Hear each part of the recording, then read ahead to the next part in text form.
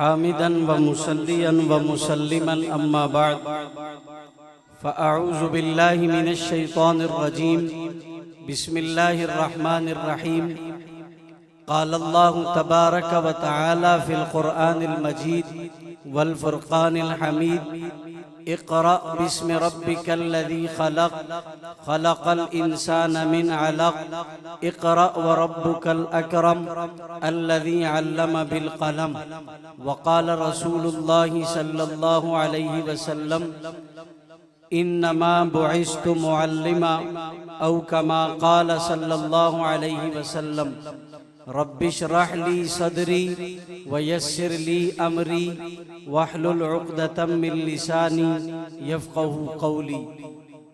جو زبان generator solar system پر نہیں چلتی، اللہ کی دی ہوئی طاقت پر چلتی ہے، وہ درود شریف بآواز بلند پڑھ لے۔ اللہم صلی علی سیدنا و مولانا محمد وعلی آل سیدنا و مولانا محمد وبارک وسلم ثم صلی علیہ۔ قرآن کریم فرقان حمید کی ابتدائی نازل ہونے والی چند آیتیں آپ کے سامنے تلاوت کی ہیں۔ اللہ کے رسول صلی اللہ علیہ وسلم کی مبارک احادیث طیبہ میں سے ایک حدیث آپ کی خدمت میں پیش کی ہے۔ آپ میری طرف دیکھیں، آنے والے آتے رہیں گے اور جانے والے جاتے رہیں گے۔ اس وقت تعلیم کے نام پر دو ادارے، دو قسم کے لوگ معاشرے میں علم پڑھا رہے ہیں۔ کتنے قسم کے؟ کتنے؟ دو قسم۔ بیان میرے سے بعد والے بڑے حضرات کریں گے، میں تو آپ سے تبلیغی مذاکرہ کروں گا۔ کتنے قسم کے لوگ ہیں؟ دو قسم کے۔ ایک کو مدرسہ کہتے ہیں، ایک کو اسکول کہا جاتا ہے۔ ایک کو کیا کہتے ہیں؟ مدرسہ، اور دوسرے کو کیا کہتے ہیں؟ اسکول کہتے ہیں۔ آگے چلیں۔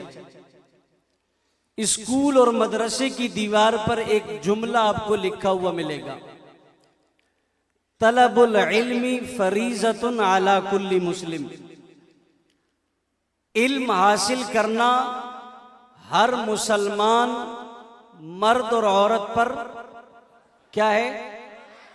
کیا ہے بھائی؟ فرض ہے۔ آگے چلیں۔ مدرسہ کیا دیتا ہے؟ اسکول والے کیا دیتے ہیں؟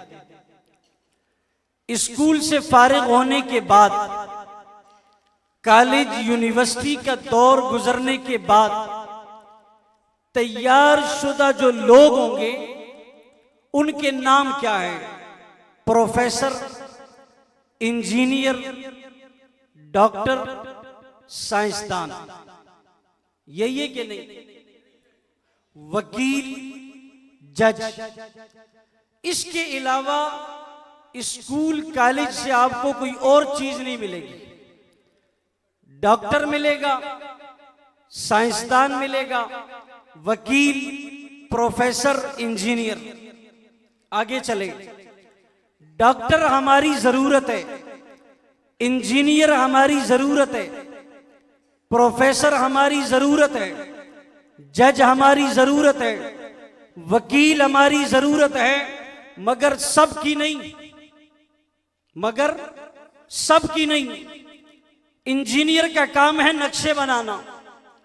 کتنے ایسے لوگ آپ میں ہیں جنہوں نے اپنے گھر بنانے سے پہلے انجینئر سے نقشہ بنایا؟ 5 لوگ بھی بمشکل ملیں گے۔ جج کا کام ہے فیصلہ سنانا، عدالت ہماری ضرورت ہے، اتنے لوگ بھی نہیں ہوں گے۔ 4 سے 5 آدمی ایسے ہوں گے جو کہیں گے ہم نے عدالت دیکھی۔ اکثریت کا مجمع وہ ہوگا جنہوں نے کبھی عدالت کی دیوار بھی نہیں دیکھی، جج کی شکل بھی نہیں دیکھی، وکیل کی شکل بھی نہیں دیکھی۔ پتہ چلا جج ضرورت ہے مگر ہر ایک کی، بولو بھائی، ہر ایک کی نہیں۔ وکیل ضرورت ہے مگر ہر ایک کی نہیں. ڈاکٹر ضرورت ہے لیکن ہر ایک کی نہیں.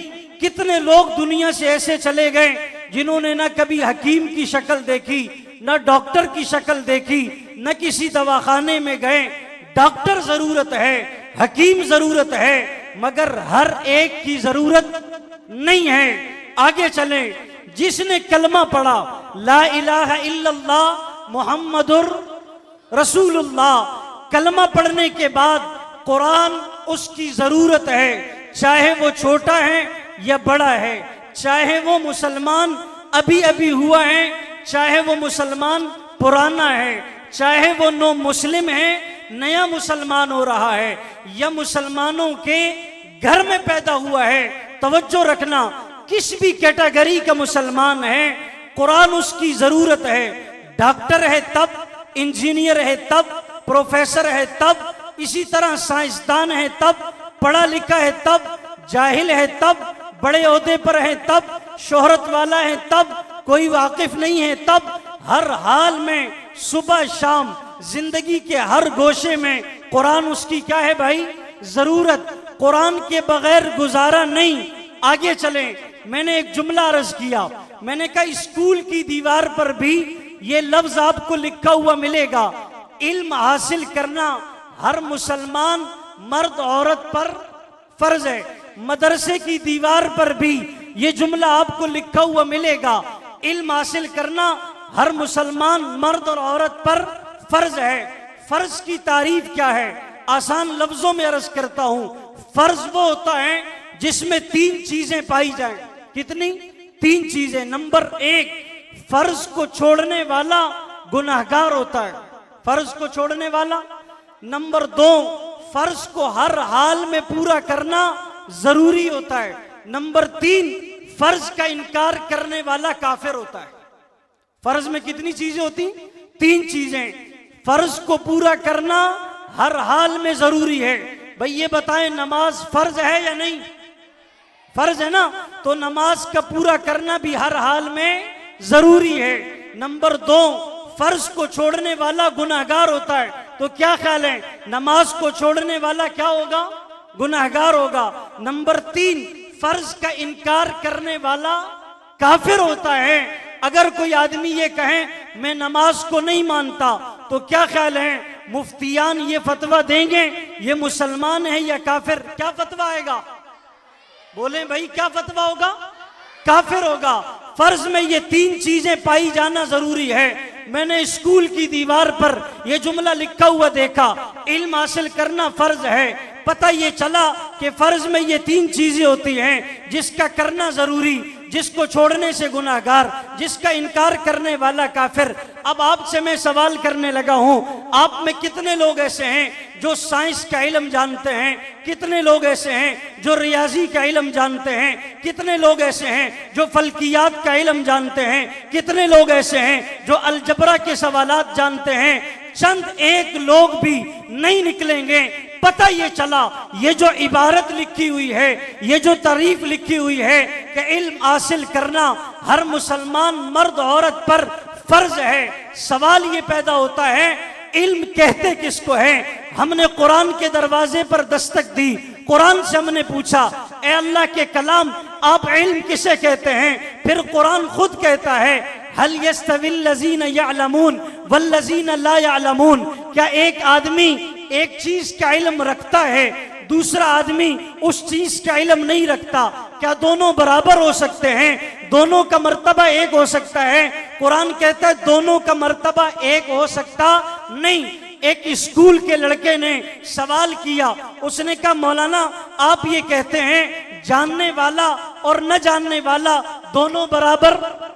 بولیں بھائی دونوں برابر نہیں ہو سکتے. تو یہ سوال تو مولوی صاحب پر بھی ہوتا ہے. اگر ایک مولوی صاحب کو قرآن کی آیت کا علم آتا ہے، حدیث کا علم آتا ہے، لیکن اسے سائنس کا پتہ نہیں، اسے جو ہے وہ دنیاوی علوم کا پتہ نہیں، انگلش لینگویج کا پتہ نہیں، اسے اور باقی بہت ساری چیزوں کا پتہ نہیں، تو اس کا مطلب یہ ہوا ایک گناہ، یعنی ایک اعتبار سے मौलवी साहब को कुछ चीजों का इल्म है और कुछ चीजों का इल्म नहीं है, एक डॉक्टर को कुरान का इल्म नहीं, हदीस का इल्म नहीं, तो दोनों बराबर हो गए ना। मौलवी साहब को डॉक्टरी का फन नहीं आता और डॉक्टर को मौलवी साहब के बारे में जो किताबें हैं वो पढ़ी हुई नहीं। तो क्या ख्याल है, कुछ चीजों का मौलवी साहब को पता है, कुछ चीजों का डॉक्टर को पता है, कुछ का मौलाना को पता नहीं और कुछ का डॉक्टर को पता। मैंने कहा आपने कुरान को समझा है, खुद समझने की कोशिश की है। हमने मुफस्सिरीन के दरवाजे पर दस्तक दी, हमने कहा ए कुरान के समझने वाले माहिरीन, ए कुरान के समंदर में गोता लगाने वाले माहिरीन, हम आपसे पूछते हैं ये जो कुरान करीम कह रहा है हल यस्तविल लज़ीना यअलमून वल्लज़ीना ला यअलमून, क्या दोनों में फर्क आप बतला सकते हैं? उलमा ने इसका जो जवाब दिया है, तवज्जो से सुनना, गौर से सुनना। उलमा लिखते हैं अल्लाह जो इस आयत में फरमा रहे हैं, जानने वाले, इल्म वाले, मालूमात वाले, उससे अलजबरा या ब्लड प्रेशर का हाई होना, लो होना, शुगर का हाई और लो होना, ये मुराद नहीं है। उलमा फरमाते हैं इससे मुराद ये है इल्म किसको कहते हैं, जिससे अल्लाह की मारिफत हासिल हो। इल्म उसको कहते हैं जिससे अल्लाह की पहचान हो। इल्म उससे कहते हैं जो हिदायत का रास्ता हो। इल्म उसको कहते हैं जो जन्नत तक ले जाने वाला हो। इल्म उसको कहते हैं जो जहन्नम से बचाने वाला हो। इल्म उसको कहते हैं जिसमें ये तमाम बातें बताई जाएं, पैदा करने वाला कौन है, उसकी इबादत की जाए, क्यों की जाए, उसने हमें पैदा कैसे किया, किस चीज से पैदा किया, जब हमारा वजूद नहीं था हम कहाँ थे, जब हमारा वजूद दुनिया से सांस और रूह का खत्म हो जाएगा फिर हम कहाँ होंगे, जन्नत क्या है, जहन्नम क्या है, जन्नत के नक्शे क्या हैं, जहन्नम के अंदर सजाएं क्या हैं। इल्म उसको कहते हैं जब दुनिया नहीं थी उस वक्त क्या था, जब दुनिया नहीं होगी फिर क्या होगा। खुलासा सारी बात का ये है इल्म उसको कहते हैं जिससे अल्लाह की मारिफत हासिल हो, अल्लाह की पहचान हासिल हो, नबी का पता चले कि अल्लाह के नबी कौन थे, नबी पर कुरान उतरा, कितने अरसे में उतरा, किस तरतीब से उतरा, कुरान कहता क्या है, कुरान बताता क्या है, कुरान सिखाता क्या है, कुरान के अहकामात क्या है, कुरान नाजिल क्यों हुआ। ये हुदल लिन्नास था, हुदल लित्तावीज़ नहीं था। इसे अल्लाह ने उतारा क्यों, इसके नाजिल होने से पहले लोगों की हालत क्या थी, लोगों के पास निसाबे किताब क्या था, जिंदगी गुजारने की तरतीब क्या थी, लोग इंसानियत जानते थे या इंसानियत से आ रही थे। तो मैं इन सारी बात को समेट कर फिर खुलासा पेश करने लगा हूं। स्कूल की तालीम में, स्कूल और कॉलेज और यूनिवर्सिटी की तालीम में जो कुछ पढ़ाया जा रहा है वो जरूरत तो है मगर हर एक की नहीं है। जो मदरसे में पढ़ाया जा रहा है वो जरूरत भी है और हर मुसलमान की जरूरत है। स्कूल और कॉलेज में जो पढ़ाया जा रहा है वो फन जरूर है, पैसा कमाने के लिए वक्ती जरूरत जरूर है, लेकिन उसे इल्म कहा जा सकता नहीं है। इल्म तो उसे कहेंगे जिससे किसकी पहचान हासिल हो। बोलो भाई, किसकी पहचान हासिल हो, अल्लाह की पहचान हासिल हो। तो क्या ख्याल है भाई, स्कूल कॉलेज में अल्लाह की पहचान हासिल हो रही? बोले भाई, ये पहचान किससे मिलेगी? कुरान से। आगे चले, हमारी कुरान करीम की तालीम में और ये जो तालीम स्कूल कॉलेज की हमारी जरूरत है, इसमें फर्क क्या है? इसमें बहुत सारे फर्क हैं। पहला फर्क, जब आपका बच्चा पहले दिन स्कूल जाता है, कहां जाता है? स्कूल, तो उसके बस्ते में जो रखा हुआ इल्म किताबों में वो कहां होता है? पीठ के, क्या होता है भाई? पीठ के पीछे होता है। तो जो पीछे करें उसको तरक्की कहते हैं। क्या कहते हैं? जवाल ना। जो पीठ के पीछे हो उसे क्या कहते हैं? जवाल। जब बच्चा पहले दिन नूरानी कायदा पढ़ने के लिए आता है तो उसका कायदा कहां लगा हुआ होता है? सीने के साथ लगा हुआ होता है।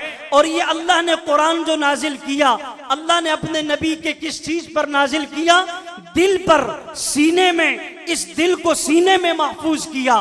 पता ये चला आसमान से आने वाले इल्म की तरतीब ये है, उसे सीने से लगाया जाता है। जो फर्जी बनाया गया हो उसे पीठ के पीछे डाल दिया जाता है। اور سینے سے نکلنے والا علم وہ نور پھیلاتا ہے، روشنی پھیلاتا ہے، ترقی پھیلاتا ہے، اس سے معرفت حاصل ہوتی ہے۔ جو پیٹھ کے پیچھے ہوتا ہے وہ زوال پذیر ہوتا ہے، وہ تنزلی کا شکار ہوتا ہے، وہ ترقی کے رستے پر لے جا سکتا۔ توجہ، آگے چلیں۔ اسکول اور کالج اور مدارس میں ایک نمایاں فرق اور بھی ہے۔ جب انسان کو اللہ نے انسان بنایا، اسے ضرورت تھی کہ اس کے اندر انسانیت پائی جائے۔ کیا پائی جائے؟ کیا پائی جائے بھائی؟ انسانیت پائی جائے۔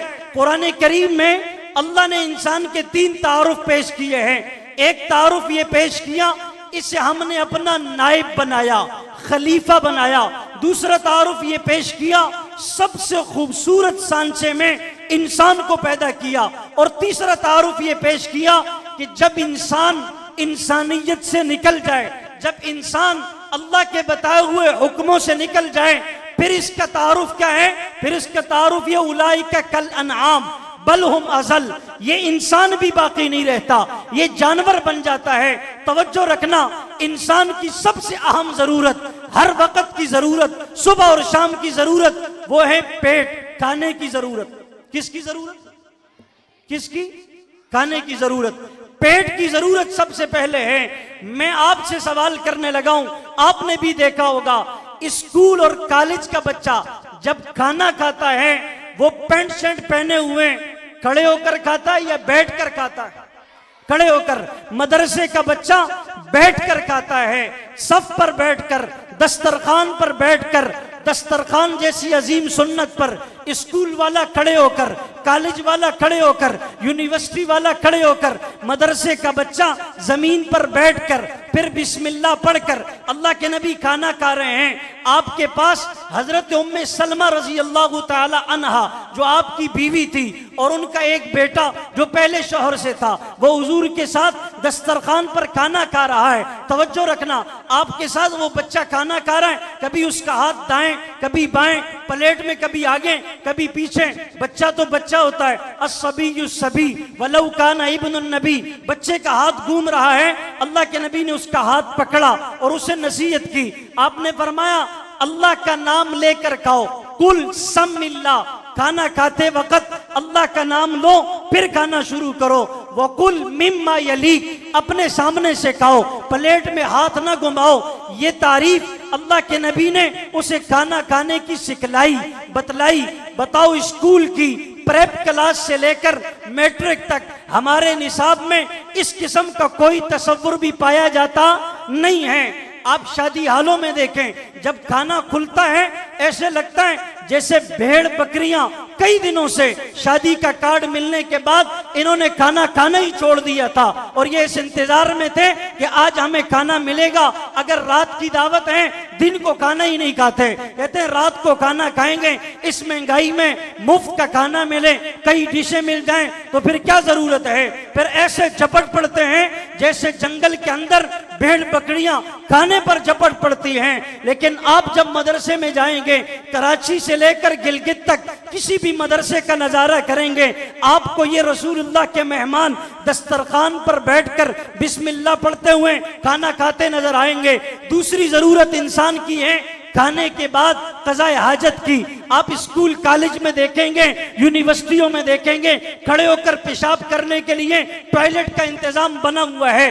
مدرسے میں دیکھیں گے، یہ نقشہ آپ کو نظر نہیں آئے گا۔ مدرسے میں قضاء حاجت کو سنت طریقے کے مطابق جب آپ بیت الخلا جانے لگیں گے، اس سے پہلے باہر دیوار پر دعا لکھی ہوئی ہوگی، یہ دعا پڑھ کر اندر جائیں۔ باہر نکلیں گے، پھر سامنے والی دیوار پر دعا لکھی ہوئی ہوگی، یہ دعا پڑھ کر باہر نکلیں۔ یہ دو اہم ضرورت جو ہر وقت صبح سے لے کر رات تک، رات سے لے کر صبح تک، بھوک کسی وقت بھی لگ سکتی ہے، قضاء حاجت کسی بھی وقت پیش آ سکتی ہے۔ بتائیں، اس کا سنت طریقہ اس مدرسے کی چٹائی پر پڑھایا جا رہا ہے یا اسکول کے ان اونچے اونچے ڈیسکوں پر پڑھایا جا رہا ہے؟ کہاں پر؟ مدرسے کی چٹائی پر۔ آگے چلیں، اسکول کا کالج کا علم اور مدرسے کے علم میں فرق کیا ہے؟ توجہ رکھنا، اسکول کالج والے جو پڑھا رہے ہیں نا، وہ زنانہ علم ہے، اور جو مدارس والے پڑھا رہے ہیں یہ مردانہ علم ہے۔ ایک جگہ میں نے عرض کیا تو مجھے ساتھیوں نے کہا یہ مولانا عجیب فرق ہے، زنانہ علم اور مردانہ علم، میں دلیل دوں گا اس پر، توجہ رکھنا۔ زنانہ علم کس کو کہتے ہیں؟ گھر میں عورتیں ہیں، گھر کا نظام ہے، بھئی آٹا کہاں پڑا ہے، چینی کہاں پڑی ہے، سرف کہاں پڑا ہے، واشنگ مشین کہاں پڑی ہے، سلائی مشین کہاں پڑی ہے، سوئی دھاگا کہاں پڑا ہوا ہے، گھر کی ضرورت کی اشیاء، یہ آپ کو پتا ہوگا یا گھر والی کو؟ کس کو؟ گھر والی کو پتا ہوگا نا۔ یہ ہوا زنانہ علم۔ کون سا علم؟ لیڈیز علم۔ اچھا، مردانہ علم کیا ہے؟ بھئی باہر کے سیاسی حالات کیا ہیں، مہنگائی کس عروج پر ہے، سیاست میں اس وقت کس کا طوطی بول رہا ہے، حالات خراب ہیں، ٹارگٹ کلنگ ہو رہی ہے، کرائم ہو رہے ہیں، فلاں فلاں، یہ سارے باہر کے جتنے بھی حالات ہیں، یہ کس کو پتا ہوگا؟ کس کو؟ مرد کو۔ اب توجہ رکھیں، اسکول کالج میں کیا ملتا ہے؟ انجینئر، پروفیسر، ڈاکٹر، سائنس ہماری ضرورت ہے، اس کا تعلق ہمارے جسم کے ساتھ ہے۔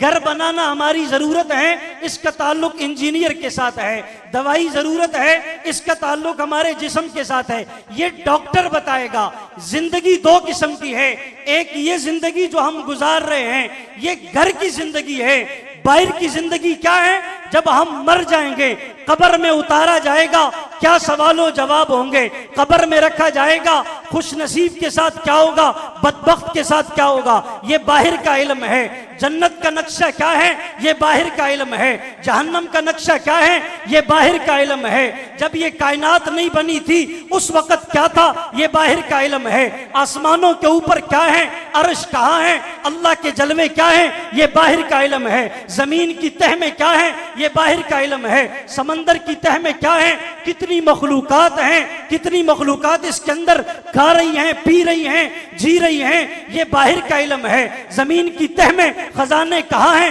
یہ باہر کا علم ہے۔ آسمان کی تہ میں خزانے کہاں ہیں، یہ باہر کا علم ہے۔ بارش برسے گی، اس سے فائدہ کیا ہوگا، زمین کیا اگائے گی، کون سے غلے نکلیں گے، سمندر میں سیپیوں میں موتی بنیں گے یا نہیں بنیں گے، یہ کون سا علم ہے، یہ باہر کا علم ہے۔ جنت کے درجات کیا ہیں، ان درجات کے اندر سیر کیسی ہیں، یہ باہر کا علم ہے۔ آدم علیہ السلام جب پیدا نہیں ہوئے تھے، دنیا کا نقشہ کیا تھا، یہ باہر کا علم ہے۔ آدم علیہ السلام سے لے کر آپ صلی اللہ علیہ وسلم تک نبیوں نے حالات کیسے گزارے، یہ باہر کا علم ہے۔ نبیوں کی زندگی کیسے گزری، یہ باہر کا علم ہے۔ تبلیغ کیسے کی، احکامات کیسے بتائے، یہ باہر کا علم ہے۔ یہ سارا کا سارا علم یا قرآن میں ملے گا، یا حدیث میں ملے گا، یا صحابہ سے چلتا ہوا آ کر علماء کے سینوں تک، پھر مدرسے کی چٹائی پر ملے گا۔ اسکول میں پڑھایا جانے والا علم زنانہ علم ہے، وہ گھر کا علم ہے۔ مدرسے میں پڑھایا جانے والا علم مردانہ علم، باہر کا علم ہے۔ یاد رکھیں، اسکول والا علم ختم ہو جانے والا ہے، مدرسے والا علم باقی رہنے والا ہے۔ کیوں؟ اسکول والا علم عارضی ہے، انسان کا بنایا ہوا ہے، انسان بھی ختم ہوگا، اس کی بنائی ہوئی چیزیں بھی ختم ہو جائیں گی۔ کل من علیہا فان ویبقى وجہ ربک ذو الجلال والاکرام، سب کچھ مٹ جائے گا، ختم ہوگا۔ ہاں قرآن اللہ کے نازل کیا ہے، اللہ بھی باقی رہیں گے، اللہ کی قدرت بھی باقی رہے گی، اس کی طاقت بھی باقی رہے گی، اس کے جلوے بھی باقی رہیں گے۔ سب کچھ اس کے قبضے میں ہے، اس کی قدرت میں ہے، اس کی طاقت میں ہے۔ جس اللہ نے محمد رسول اللہ پر یہ قرآن اتارا، نبی کی شریعت بھی باقی رہے گی، قیامت تک حضور کے ڈنکے بھی بجتے رہیں گے۔ صحابہ کو جو تعلیمات حضور نے دی، جو آج ہم تک پہنچی، یہ تعلیمات، یہ علم بھی قیامت تک باقی رہے گا۔ اللہ بھی با وفا، اللہ کا قرآن بھی با وفا، اللہ کا نبی بھی با وفا، یہ دنیا میں بھی ساتھ دے گا، قبر میں بھی ساتھ دے گا، حشر کے میدان میں بھی۔ آگے چلے، میں اپنے وقت پر بات ختم کروں گا۔ اسکول کالج کے بچے کو میں تقابل نہیں کر رہا، میں اب جس نتیجے پر لا رہا ہوں وہ سمجھنا۔ آج ہمارے ہاں اسکول کے لیے جب بچہ جاتا ہے، ماں سے تیار کر کے، بال اس کے کنگھی کیے ہوئے ہیں اور اس کے سر پر تیل لگا ہوا ہے، یونیفارم استری کیا ہوا ہے، بوٹ پالش کیے ہوئے ہیں، یہی بچہ جب دوپہر کے وقت مدرسے کے لیے آئے گا، سر پر ٹوپی ہے تو ٹھیک، نہیں تو تب بھی ٹھیک، کیونکہ یہ پاکستان ہے، یہاں سب کچھ چل جاتا ہے، یہاں سیدھا الٹا، الٹا سیدھا سب کیا ہوتا ہے، چل جاتا ہے۔ ایک آدمی شکار کر رہا تھا، تیر چلا رہا تھا، ایک طرف فاختہ بیٹھی ہیں اور ایک طرف چیل، تو تو حلال کون سی ہے بھائی؟ فاختہ یا چیل حلال ہے؟ فاختہ حلال ہے، چیل حلال ہے؟ فاختہ حلال ہے نا؟ دیکھنے میں موٹی تازی کون ہے؟ چیل، اور دیکھنے میں کمزور کون ہے؟ فاختہ۔ فاختہ اور چیل دونوں آپس میں بیٹھے، حکایت سمجھانے کے لیے علماء نے لکھی، فاختہ نے چیل سے کہا یہ آنے والا تیر ماتخکاری آپ کی طرف آ رہا ہے، میں نے لگتا ہے تیر توڑے پاس ہی آئے گا۔ اس نے کہا نہیں بھائی، یہ صوفی صاحب معلوم ہوتا ہے، اس کے چہرے پر داڑھی ہے ماشاءاللہ، چہرہ وضاقتہ ہے، اور یہ کوئی مجھے حضرت صاحب لگتے ہیں۔ اس نے کہا نہیں، میں نے آپ کو کہا یہ تیر آپ کو لگے گا۔ اتنے میں وہ تیر آیا، سیدھا چیل کو لگا۔ چیل کیا ہے؟ حرام۔ چیل کو جب تیر لگا نا، اس نے کہا آپ کو کیسے پتا تھا کہ تیر مجھے لگے گا؟ اس نے کہا یہ پاکستانی ہے، یہ حلال حرام نہیں دیکھتا، یہ کہتا ہے تکڑا مال کہاں سے ملے گا، گوشت کس پر زیادہ ہے، موٹا کون ہے، اصل مال کہاں سے آئے گا۔ وہ کبھی ادھر اور کبھی ادھر، کبھی اوپر اور نیچے، ہیلے بہانے کر کے کہیں سے بھی رستہ نکال لے گا۔ تو میں نے کہا یہ پاکستان ہے، یہاں سب چلتا ہے۔ یہی بچہ جب مدرسے کے لیے آ رہا ہوگا، اس کے کپڑے میلے، اس کی جوتی کی حالت عجیب، اس کے لباس کی حالت عجیب، کہاں جا رہا ہے؟ یہ قرآن پڑھنے کے لیے جا رہا ہے۔ کہاں جا رہا ہے؟ قرآن پڑھنے کے لیے جا رہا ہے۔ اب آپ اندازہ لگائیں، ہمارے ہاں اہمیت کا اندازہ یہ ہے کہ قرآن پڑھنے کے لیے گندے کپڑوں میں، میلے کپڑوں میں، حق تو یہ تھا۔ اللہ نے قرآن کریم میں کیا فرمایا؟ یا بنی آدم خذوا زینتکم عند کل مسجد۔ میں اکثر اپنی مسجد میں کہتا ہوں، ہمارے ہاں لوگ کیا کرتے ہیں، عشاء کے بعد ولیمے میں جانا ہو نا، غسل کرتے ہیں، نہاتے ہیں، کپڑے نہیں تبدیل کرتے، نماز انہی پرانے کپڑوں میں، نماز کے بعد جائے گا کپڑے تبدیل کرے گا۔ کیوں؟ اگر انہی کپڑوں میں نماز پڑھا، کاٹن بخرابی گی، اس کے کاٹن پر سلوٹیں پڑ جائیں گی۔ اچھا، جب مسجد آ رہا تھا تو اس کی سر پر ٹوپی میلی کچیلی گندی، اور جب یہ ابھی شادی ولیمے کے لیے جا رہے ہیں، سندھی ٹوپی کٹ والی ماشاءاللہ، اور سر پر پہننے والی نماز کی ٹوپی 10-20 روپے کی، شادی کے لیے جا رہے ہیں، پاؤں کی کھیڑی 5000 روپے کی، سر کا تاج چند ٹکوں کا، شادی میں جانے والی پہننے والی جوتی وہ ہزاروں روپے کی۔ پھر یہ شادی کے لیے جا رہا ہے، تیار ہو کر جا رہا ہے، پھر جب صبح فجر کے لیے اللہ کرے آ جائے، اللہ کرے آ جائے، چونکہ 4 نمازیں فرض ہیں، 5 نمازیں تو فرض نہیں ہیں، اگر پھر فجر کے لیے آئے گا، یہی کپڑے اتار کر ہینگر میں لٹکا کر الماری کی زینت بنا کر دوبارہ وہاں سجائے گا، اور پھر زاننا خیرن جوڑ کریں، پھر وہ مسجد میں اسی میلے کپڑوں میں، کچیلے کپڑوں میں نماز کے لیے آ رہا ہے۔ دوست سے ملنے کے لیے جانا ہے، کپڑے صاف ہیں، رب سے ملنے کے لیے جانا ہے، کپڑے میلے کچیلے ہیں۔ اب آپ بتائیں کہ کیا ہوگا؟ اللہ ہمارے رویوں میں فرق دیکھ کر فیصلے کریں گے کہ نہیں کریں گے؟ پرچی مل گئی ہے، کیا مل گئی؟ پرچی ملنے کے بعد ویسے بھی کسی کا حال اچھا نہیں ہوتا، پرچی ملنے کے بعد جو کچھ اس کے پاس ہو اسے چھوڑنا پڑتا ہے۔ تو اس لیے میں نے آخر میں ایک بات جو عرض کی کہ یہ جو ہمارے ہاں نمایاں فرق ہے یا نہیں؟ صحیح کہہ رہا ہوں یا غلط ہے کہ نہیں؟ آخری بات، یہ جو بچے ہیں، یہ جو آج فارغ ہو رہے ہیں، ان سے بھی اور ان کے ماں باپ سے بھی آخری چند باتیں۔ احساس کمتری کا آپ نے شکار نہیں ہونا۔ دنیا جہان کی ڈگریاں لینے والا، ناظرہ پڑھنے والے نہیں، قاعدہ پڑھنے والے بچے کی ڈگری کا بھی مقابلہ نہیں کر سکتا ہے، اس لیے کہ حروف تہجی کے جتنے الفاظ ہیں، انہی الفاظ سے قرآن بنا ہے۔ قرآن کی ہر آیت میں، ہر لفظ میں، ہر سطر میں، ہر جگہ پر حروف تہجی کا ہر حرف موجود ہے۔ یہی وہ لوگ ہیں جن کی وجہ سے انقلاب آیا تھا، انقلاب آ رہا ہے اور انقلاب آتا رہے گا۔ افسوس کی بات یہ ہے، ہم نے خود اپنے رویوں کو بدلا۔ علماء نے لکھا، صحابہ ایک قلعے کو فتح کرنے کے لیے گئے، جب وہ قلعہ فتح کر رہے تھے، قلعہ فتح نہیں ہوتا، جنگ میں مصروف ہیں، مسواک کی سنت رہ گئی۔ مشورہ کیا، مشورہ کرنے کے بعد سوچا کون سی ایسی سنت رہ گئی ہے جس کی وجہ سے ہمارے جنگ میں فتح نہیں مل رہی؟ صحابہ نے کہا قلعہ فتح اس لیے نہیں ہوتا، مسواک والی سنت کی طرف جلد بازی کی وجہ سے دھیان نہیں گیا۔ انہوں نے وہ مسواک اٹھائی اور کرنا شروع کر دیا۔ دشمن نے دیکھا نا، انہوں نے کہا او ہو نند کو خیر نشتے، لگتا ہے نا دا پروگرام کوئی چنگا نہیں، یہ ہمیں کچا چبا جانے کے پروگرام میں۔ کس میں؟ یہ ہمیں کچا چبائیں گے۔ وہ قلعہ بغیر جنگ کے ویسے ہی چھوڑ کر کے چلے گئے۔ یہ تھی ایک سنت کی برکت، ایک سنت کا روب۔ اس ایک سنت میں، اس ایک سنت کی برکت میں کیا فوائد ہیں، اس کا اندازہ آنکھ بند ہونے کے بعد ہوگا۔ دنیا کی کوئی قوت، کوئی طاقت، کوئی علم، کوئی مادیت وہ اس کا مقابلہ کر سکتی نہیں۔ آخری بات، مولانا اسلم شیخ پوری صاحب رحمۃ اللہ علیہ نے اپنی کتاب میں ایک واقعہ لکھا۔ انہوں نے لکھا ہرات کا ایک گورنر تھا۔ کون تھا بھائی؟ ہرات کا ایک گورنر۔ وہ طالب علموں کی خدمت کرتا تھا۔ کیا کرتا تھا؟ خدمت۔ کبھی کھانا لا رہا ہے، کبھی روٹی لا رہا ہے، کبھی چائے۔ ایک دن جب وہ کھانا لایا تو اس کے سر پر روٹیاں، ہاتھ میں چائے کی کیٹلی ہیں۔ جب وہ دور سے آ رہا تھا، طالب علموں نے دیکھا، دیکھ کر طلبہ نے کہا وہ دیکھو ہمارا بیل آ رہا ہے، وہ دیکھو ہمارا بیل۔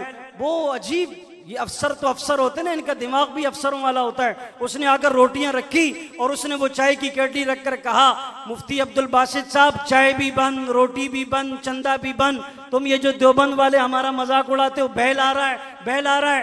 حضرت نے کہا بند تو پھر بند، کوئی مسئلہ نہیں۔ علماء نے لکھا رات کو خواب دیکھا، سویا خواب دیکھا۔ خواب میں کیا ہوا؟ اللہ نے اسے ایک نقشہ دکھایا، جنت اور جہنم کا فیصلہ ہو رہا ہے۔ یہ مدرسے کے طالب علم بھی ہیں، قرآن کے حافظ ہیں۔ ایک قرآن کا حافظ کتنوں کی بخشش کرے گا؟ 10 ایسے لوگوں کی جن پر جہنم واجب ہو چکی۔ وہ فیصلہ ہو گیا، طالب علم جنت میں جانے لگے۔ کہتے ہیں اللہ کا ودریگا، کھڑے ہو جاؤ، رک جاؤ۔ کہا جی کیا ہوا؟ کہا وہ ہمارا بیل کدھر ہے، وہ ہمارا بیل کہاں ہے؟ وہ کبھی کھانے کے لیے لاتا، کبھی پینے کے لیے لاتا، کبھی پانی کا ٹینکر بھرواتا، کبھی بجلی کا بل بھرتا، کبھی کیا اور کبھی کیا۔ آنکھ کھلی، دوڑتا ہوا آیا، کہنے لگا مولانا عبد الباسط صاحب، یہ بیل کہیں ان کی مرضی، گدھا کہیں ان کی مرضی، خچر کہیں ان کی مرضی، گائے کہیں ان کی مرضی، مجھے اللہ نے یہ بات سمجھا دی ہے کہ یہ قرآن والے با وفا ہیں، یہ بے وفا نہیں ہیں۔ کن عالمن او متعلمن او خادمن، 3 کام ہوئے۔ علم حاصل کرو، سیکھو، سکھاؤ۔ نمبر 3 ان کی خدمت کرو۔ فرمایا ولا تکن رابع، چوتھے نہ بننا۔ یہ علماء فرشتے نہیں ہیں، یہ فرشتے نہیں ہیں۔ کمی کوتاہی ہو جاتی ہے لیکن ان سے بغض، نفرت، حسد، ان کے خلاف زبان درازی، یہ اعمال کے ضائع ہونے کا سبب ہے، دین سے محرومی کا سبب ہے۔ اللہ تعالی ہمیں ان مساجد، مدارس، دین کے قلعوں کے ساتھ اور ان طلبہ اور علماء کے ساتھ محبت کرنے کی توفیق نصیب فرمائے، اور اسی طرح یہ گلشن شاد اور آباد رہیں۔ ایک آخری 2 باتیں کر کے بات ختم کر رہا ہوں۔ جس دور پہ نازاں تھی دنیا، اب ہم وہ زمانہ بھول گئے۔ اوروں کو جگانا یاد رہا، خود ہوش میں آنا بھول گئے۔ اذان تو اب بھی ہوتی ہے مسجد کی فضا سے اے انور، جس ضرب سے دل ہل جاتے تھے وہ ضرب لگانا بھول گئے۔ منہ دیکھ لیا آئینے میں پر داغ نہ دیکھے سینے میں، دل ایسا لگایا جینے میں مرنے کو مسلمان بھول گئے۔ یاد زندہ، ملاقات باقی۔ باخر دعوانا